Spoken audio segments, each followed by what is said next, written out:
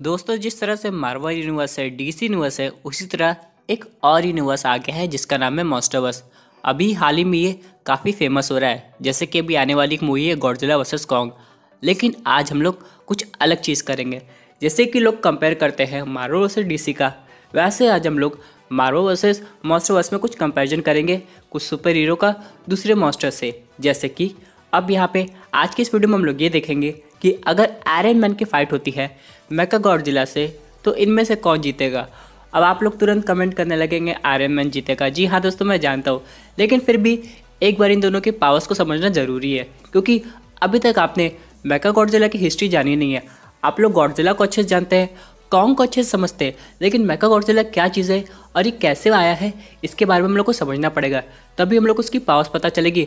और वीडियो के एंड में आप लोग खुद ही डिसाइड कीजिएगा कि कौन जीतने वाला है। तो दोस्तों, कंप्लीट वीडियो को स्टार्ट करने से पहले आप लोग कर दीजिए वीडियो को लाइक और कमेंट करके ये बताइए कि आपका फेवरेट आयरन मैन आर्मर कौन सा है। साथ ही साथ जो लोग मेरे चैनल पर नया है, मेरे चैनल को सब्सक्राइब करके हमारी कॉमिक बुक टॉक्स फैमिली का हिस्सा बन जाए। तो दोस्तों, हम लोग शुरुआत करते हैं मेका गॉडजिला से। अब बहुत से लोग समझ रहे हैं कि मेका गॉडजिला एक ऐसा रोबोट है जिसे गॉडजिला से फाइट करने के लिए बनाया गया है, लेकिन दोस्तों अगर आप लोग हिस्ट्री जानेंगे तो आप लोग हैरान हो जाएंगे।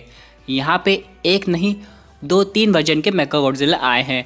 अब ये हम लोग को नहीं पता कि इस मूवी में कौन सा मेका गॉडजिला दिखाया जाएगा, इसलिए हम लोग कॉमिक बुक के हर एक मेका गॉडजिला को आयरन मैन से कंपेयर करने की कोशिश करेंगे। तो सबसे पहले बात करते हैं पहले वर्जन के मेका गॉडजिला की, जो कि असल में ह्यूमंस ने नहीं बल्कि एलियंस ने बनाया था। अब उनका सिर्फ एक ही मकसद था, अर्थ को कॉन्कर करना, जिसकी वजह से उन्होंने गॉडजिला पर अच्छी स्टडी की थी। उसके बाद उन्होंने उस मेका गॉडजिला को क्रिएट किया था।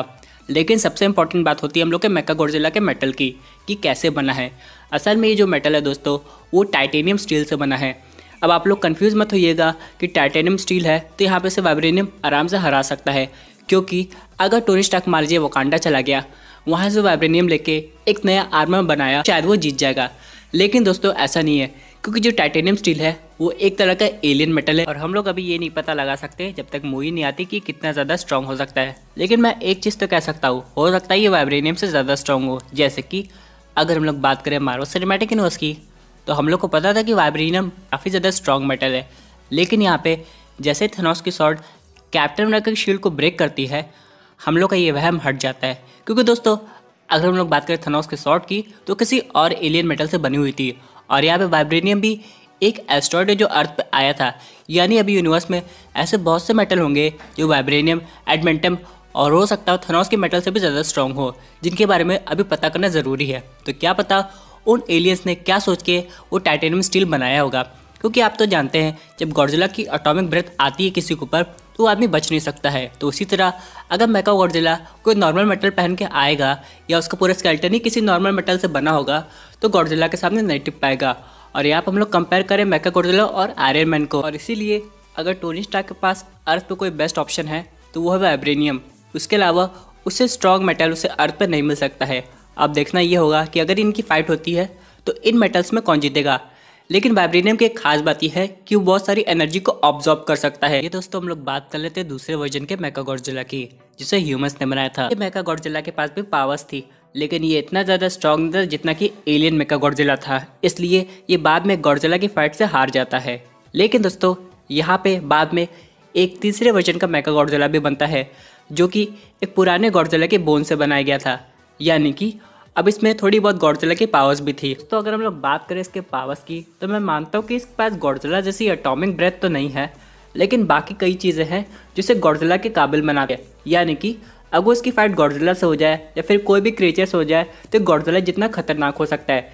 जैसे कि इसके पास है लेज़र कैनन, फिर एनर्जी ब्लेड स्वॉर्ड, और सबसे खास बात ये उड़ भी सकता है। इसलिए अगर यहाँ पे आयरन मैन के पास भी अच्छा खासा एडवांटेज है इससे उड़ के फाइट करने का, तो ये भी आराम से हवा में आ सकता है और आयरन मैन को एक अच्छी खासी टक्कर दे सकता है। लेकिन दोस्तों इन सब के अलावा इसके पास भी एक और पावर है, जो कि आयरन मैन के हम लोग वाइब्रेनियम से कंपेयर कर सकते हैं। यानी कि दोस्तों मेका गॉडजिला की एटॉमिक ब्रेथ को ऑब्जॉर्ब करके उसे यहाँ पे प्लाज्मा एनर्जी में कन्वर्ट करके रिवर्ट कर सकता है। यानी दोस्तों अगर टोनी स्टार्क के पास वाइब्रेनियम मेटल का एडवांटेज है, तो यहाँ पे मेका गॉडजिला के पास टाइटेनियम स्टील का एडवांटेज हो जाता है। लेकिन दोस्तों इस सब के अलावा आप लोग ये सोच रहे हो कि मेका गॉडजिला के पास एक कोई ऐसा स्पेशल वेपन है जो कि टोनी स्टार्क पे हावी हो सके, तो जी हाँ दोस्तों, यहाँ पे एक स्पेशल वेपन की मैंने अभी तक बात नहीं की है, जो कि उसका अल्टीमेट वेपन है जिसका नाम है एब्सोल्यूट ज़ीरो। जैसे कि टोनी स्टार्क के आर्क रेटर में कई गुना ज़्यादा पावर है, इसी तरह दोस्तों मेकागॉडजिला के सीने के ऊपर एक ऐसा एनर्जी बीम डिवाइस है जिससे अगर मेकागॉडजिला यूज़ करता है तो उसका एनिमी मॉलिक्यूलर लेवल तक डिसइंटीग्रेट हो जाएगा। तो यहाँ पे टोनी स्टार्क को इस अटैक से बचना पड़ेगा। लेकिन इसके अलावा अगर हम लोग बात करें टोनी स्टार्क की, तो टोनी स्टार्क के पास क्या उपाय है? तो यहाँ पे हम लोग ने आयरन मैन को देखा है, वो जब भी किसी एनिमी से फाइट करता है तो उसका स्पेशल आर्मर उसके हर एक मूव को कैलकुलेट कर लेता है। इसी तरह दोस्तों यहाँ पे टोनी स्टार्क के पास एक अच्छा खासा एडवांटेज है। अगर उसकी फाइट मेकागॉडजिला से पहली बार होती है तो जाहिर सी बात है यहाँ पे टोनी स्टार्क उसके मूव्स को कैलकुलेट करते हुए एक नया आर्मर तुरंत बना सकता है, वो भी टेक्नोपैथिकली। ये हाँ दोस्तों, हम लोग बात करें एवेंजर्स एंड गेम की टोनी स्टार्क की, जो कि काफ़ी ज़्यादा एडवांस हो चुका है। उसके आर्मर ने इन्फिनिटी स्टोन को ऑब्जॉर्व करके एक स्नैप कर दिया था। तो ज़रा सोचिए, अगर वो थोड़ा और एडवांस लेवल में पहुंच जाए तो मेकागॉडजिला से आराम से फाइट कर लेगा। क्योंकि दोस्तों अगर हम लोग बात करें टोनी स्टार्क के आर्मर क्रिएशन की, तो वो हल्क बस्टर आर्मर बना सकता है, उसका दूसरा वर्जन बना सकता है। लेकिन कॉमिक बुक पे उसने थॉर बस्टर आर्मर बनाया है, थेनोस बस्टर आर्मर बनाया है और यहाँ तक कि गैलेक्टस बस्टर आर्मर भी बनाया है। तो जो बंदा गैलेक्टस से फाइट कर सकता है उसके सामने मेकागॉडजिला क्या चीज़ है?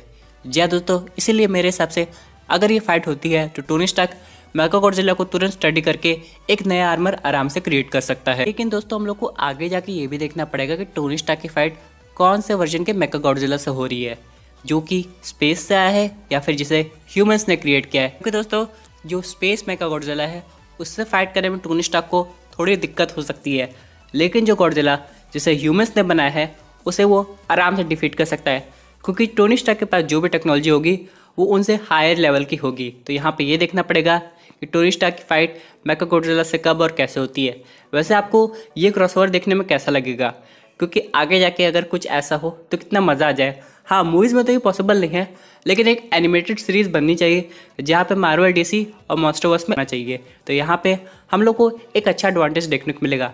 वैसे दोस्तों आप लोग भी कमेंट करके बताइए कि टोनी स्टार्क मेकागॉडजिला को कौन से तरीके से हरा सकता है। आपके पास कोई स्पेशल आइडिया है तो ज़रूर बता सकते हैं। और आप लोग ये भी बताइए कि आप आने वाले वीडियो में कौन से सुपर हीरो की फाइट कौन से मॉन्स्टर के साथ देखना चाहते हैं। क्या वो थॉर है, हल्क है या फिर और सुपर हीरो? आप जो बोलेंगे मैं उसे बनाने की कोशिश करूँगा। हाँ दोस्तों, वीडियो एंड करने से पहले मैं एक और पॉइंट कवर करना चाहता हूँ। यहाँ पे टोनी स्टार्क एक तरह का आयरन गॉडजिला भी क्रिएट कर सकता है जिससे वो मेकागॉडजिला से फाइट करवा सके। लेकिन सबसे अच्छी बात यहाँ पे ये होगी कि टोनी स्टार्क को इसके अंदर खुद बैठना नहीं पड़ेगा, यानी उसे बाहर आराम से रिमोट तरीके से कंट्रोल कर सकता है। यानी कि अगर मेकागॉडजिला उस गॉडजिला पे कोई अटैक भी करता है तो टोनी स्टार्क को कुछ नहीं होगा और यहाँ पर अगली बार टोनी स्टार्क उस गॉडजिला को और अपग्रेड कर सकता है। दोस्तों ये थी एक अमेजिंग अपडेट जो कि रिलेटेड थी आयरन मैन वर्सेस मेकागॉडजिला से। आई होप आपको ये वीडियो पसंद आई होगी। वैसे अगर आप ऐसी ही सुपर हीरो कंटेंट एंजॉय करना चाहते हैं तो हमारे चैनल को सब्सक्राइब करके हमारी सुपर हीरो फैमिली का हिस्सा बन जाइएगा। Thank you.